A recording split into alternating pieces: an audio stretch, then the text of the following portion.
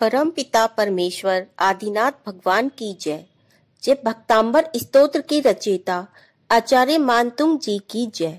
मेरे गुरुवर जिन्होंने मुझे भक्तांबर स्तोत्र से जुड़ने की प्रेरणा दी तथा जो आचार्य विद्यानंद जी के शिष्य हैं, ऐसे अंतेवासी आचार्य प्रगसागर जी की जय। साथियों, भक्तांबर स्तोत्र की महिमा से आप सभी अवगत हैं। कहाँ किन परिस्थितियों में इस स्तोत्र की रचना हुई, इससे भी आप सभी अवगत हैं। साथियों, आज हम आपको 5वें काव्य की कहानी से और उसकी महिमा से अवगत कराएंगे। सो हम तथापि तव भक्ति वशान मुनीश कर्तुम स्तम विगत शक्तिरपि प्रवर्ता पीत्यात्म वीर्यम विचार्य मृगी मृगेन्द्रम नाभ्येति किम निशिशो परिपालनार्थम। 5वें नंबर का काव्य नेत्र रोग सभी तरह के उनके 5वें नंबर का काव्य नेत्र संबंधी समस्त रोगों को दूर करने में सहायक है। एक बार की बात है, दक्षिण भारत के कोंकण प्रदेश की सुभद्रावती नगरी में देवल नामक एक गरीब बढ़ई रहता था। उन दिनों कोंकण प्रदेश तथा सुभद्रावती नगरी की गली गली में देवल बढ़ई के दिन फिरने की चर्चा थी कि आखिर देवल अचानक इतनी संपत्ति कैसे पा गया। कुछ दिनों पूर्व तक तो फटा धोती कुर्ता पहने दिन भर लकड़ी चीरता तथा लकड़ी के सामान की मरम्मत करता था। उसके बच्चे एक एक रोटी को तरसते थे। स्त्री ताने मार मार कर स्वयं मजदूरी करने के लिए कहती थी। और अचानक इतना अद्भुत परिवर्तन कि उसके भगवान आदिनाथ का एक विशाल मंदिर बनवा दिया, साथ ही अपना विशाल गृह भवन भी बनवा लिया। यह काया पलट हुई तो हुई कैसे? अधिकांश व्यक्तियों का स्वभाव होता है कि वे अपने दुख से इतने दुखी नहीं होते जितने पड़ोसी के सुख से दुखी होते हैं। अतः देवल के पड़ोसियों की छाती पर तो सांप लौट रहे थे। वे ईर्ष्या की आग में जले जा रहे थे, दांतों तले उंगली दबा रहे थे।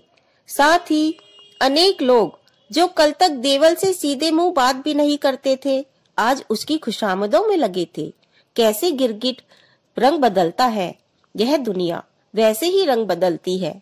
इन लोगों के अलावा नगर में कुछ विचारशील एवं धार्मिक प्रकृति के लोग भी थे, जो सोचते थे कि देवल के चमत्कारी भाग्य परिवर्तन का कारण जरूर कोई धार्मिक क्रिया या मंत्र आदि रहा होगा।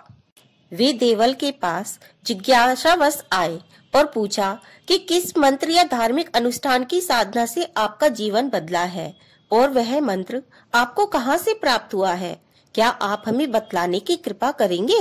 देवल बड़ा ही सरल व सीधा प्रकृति का मनुष्य था। छल कपट तो उसे छू भी न पाया था। धनी हो जाने पर भी उसका अंतरंग अभी भी उतना ही निर्मल था। अहंकार तो उसमें नाम मात्र को भी न था। अतः वह अपनी सब आपबीती बताने को तैयार हो गया। विनम्रता से कहने लगा, श्रीमान जी, आप शायद विश्वास न करेंगे कि छोटे बच्चे के गिल्ली डंडे जैसा साधारण खेल से मेरा जीवन में यह चमत्कारी परिवर्तन आया है। अभी कुछ दिन पहले इस सामने वाले मैदान में कुछ बच्चे गिल्ली डंडा खेल रहे थे। मैं अपनी दुकान में बैठा उन्हें देख रहा था। इतने में घूमता घामता एक 7-8 वर्ष का बालक भी वहां आ गया। वह बगल में एक छोटी पुस्तक दबाए था। शायद पाठशाला से पढ़कर आ रहा था, किंतु उसके पास डंडा न होने के कारण वह खेल नहीं पा रहा था। तभी एक दयालु बालक ने उसे खेलने को डंडा दे दिया। वह खेलने लगा। अभी वह दिल खोलकर खेल भी न पाया था कि डंडा टूट गया। डंडा क्या टूटा, उसका दिल टूट गया। वह अधिक न खेल पाने से दुखी नहीं था, बल्कि वह दुखी इसलिए था कि डंडे के मामले में वह दूसरे का ऋणी हो गया था। शायद सोच रहा था कि अब वहां कहां से वापस दूंगा उसका डंडा। भाई जी, सच पूछिए तो उसका दुख मुझसे देखा न गया। मैंने उसे पास बुलाकर उसका परिचय पूछा। वह सूदन श्रेष्ठी का पुत्र सोमक्रांति था। मैंने उससे पूछा, तुम्हारे पास कौन सी पुस्तक है? बालक तुरंत बोला, नहीं नहीं, बिना स्नान किए इसे छूने भी न दूंगा। यह जैन धर्म का पवित्र ग्रंथ भक्तांबर स्तोत्र है। एक बार जब मेरे नगर में दिगंबर मुनिराज आए थे तो मैं उनके दर्शन के लिए गया था। तब उन मुनिराज ने मुझे यह पुस्तक दी और कहा, जब कभी तुम्हारे जीवन में कोई संकट आए तो तुम इस भक्तांबर स्तोत्र के 5वें श्लोक का अर्थ व रिद्धि मंत्र की जाप करना, जो कि बहुत ही शक्तिशाली है। इसे श्रद्धावान श्रावक ही छू सकते हैं। बालक के मुख से निकलते जा रहे शब्दों और उसके भोलेपन पर मुग्ध होकर मैंने उसे 2 डंडे बनाकर दे दिए और कहा, एक से स्वयं खेलना और दूसरा बालक को लौटा देना। बालक डंडे पाकर बहुत खुश हुआ और मुझे पुस्तक थमाकर खेलने चला गया। मुझे उस पुस्तक के बारे में बड़ी उत्सुकता थी। जीवन में थोड़ा पढ़ा लिखा होना काम आया और मैंने पुस्तक के पन्ने पलटे तो उस ग्रंथ के 5वें श्लोक पर मेरी नजर ठहर गई। मुझे उसे पढ़कर ऐसी श्रद्धा जागी कि मैंने वह श्लोक रिद्धि व मंत्र सहित याद कर लिया और साधना विधि पढ़ ली। थोड़ी देर में वह बालक अपनी पुस्तक ले गया। श्रद्धा से भरा मैं पास के पर्वत की एक निर्जन गुफा में जाकर उस श्लोक का रिद्धि मंत्र सहित पाठ व ध्यान करने लगा। कई दिनों बाद एक देवी रात्रि के समय इसका पाठ करते करते अजीता नाम की देवी प्रकट हुई और बोली, वत्स क्या चाहते हो? मैंने बिना सोचे ही कह दिया, धन।